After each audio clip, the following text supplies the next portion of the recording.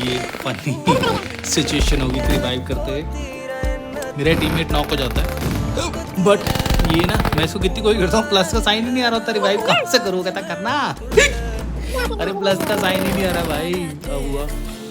फिर इसको रिवाइव करके मैं फिर निकल जाता हूँ कि फिर नॉक हो जाता है, फिर इसको रिवाइव करने आता हूँ। I am sorry, I am really sorry. उसके बाद एक रश करके कैनन में घुस के भाग जाता हूँ, देखना। फिर इसको रिवाइव किया, वो आगे ये कैनन में घुसा ही नहीं, दूसरे वाले में देखो वो आगे। बस मैं रश कर दिया, फिर से नॉक कर दिया। मारो उनको। निकल जाता हूँ, वेरी बैड।